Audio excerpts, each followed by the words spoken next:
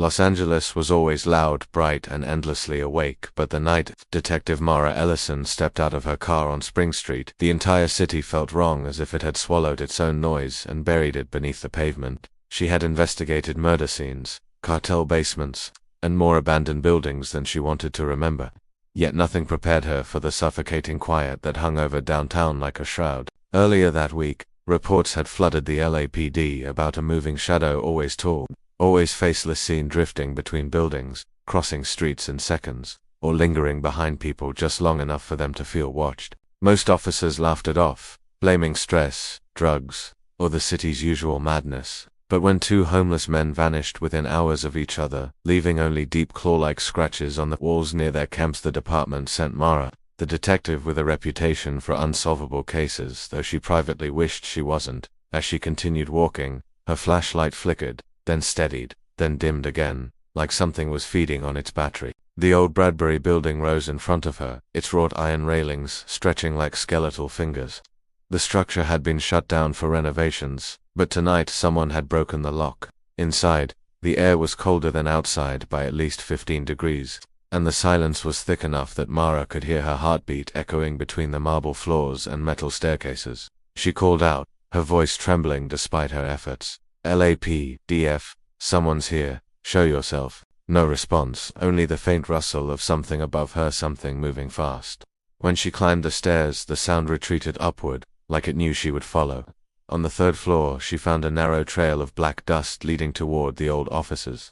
The dust shimmered like ground obsidian, absorbing the light rather than reflecting it. She crouched, touching a pinch between her fingers. It wasn't ash, dirt, or powder. It felt warm, almost pulsing, as if it were alive. Before she could analyze further, her phone buzzed an unknown number. She answered, whispering, "Hello." A distorted voice hissed back, "It's behind you." She spun so fast her heel scraped the tile, raising her gun just as a long shadow stretched across the far wall, bending unnaturally, curling upward across the ceiling like smoke rising underwater. The shadow rose taller and taller until it nearly touched the roof. Then, in a jagged motion, it snapped forward. Mara shot twice the bullets passed through it like mist, yet the blast illuminated something horrifying. Glowing white eyes suspended in the darkness, unblinking, fixed directly on her.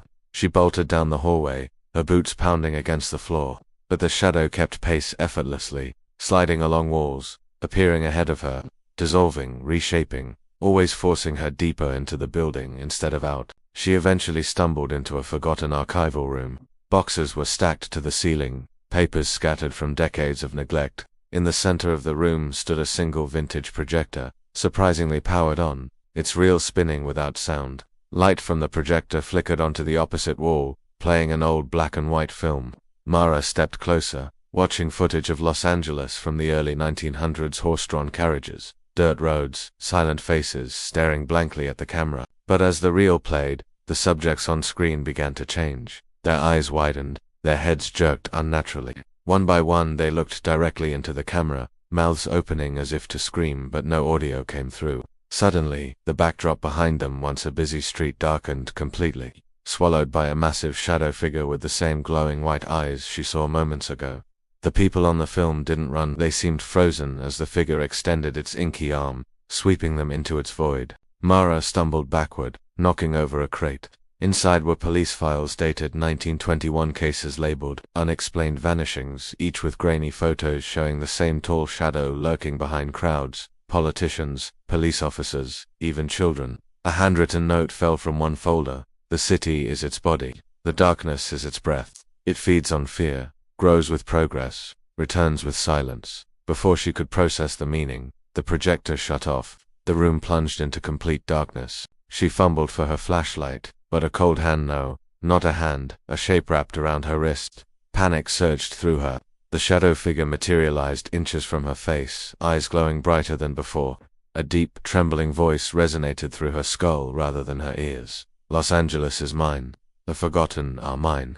You came alone." It leaned closer, and for the first time, she could make out faint, distorted features within the darkness, faces screaming, mouths stretched wide, trapped inside its body like souls pressed against glass. Mara tore her arm free and sprinted out of the room, blindly crashing through boxes. Knowing the creature wasn't chasing her with footsteps, it simply appeared wherever it wanted. She burst into the lobby and raced toward the exit. But when she reached the door, the city outside wasn't the same Los Angeles she came from. It was empty. Not a single car, not a single light in a building. The skyline itself looked twisted, darker, as though someone had drained the color from reality.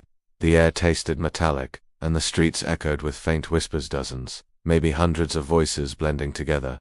They murmured her name. Mara backed away slowly, turning around only to see the shadow towering behind her. This time, its body seemed larger, stretching across the entire lobby, absorbing every reflection, every beam of moonlight. "What do you want from me?" she shouted.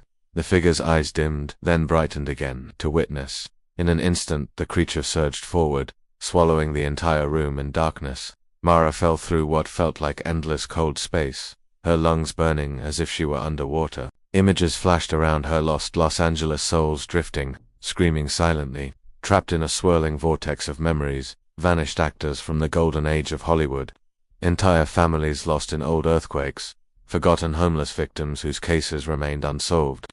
They all reached for her, begging without sound.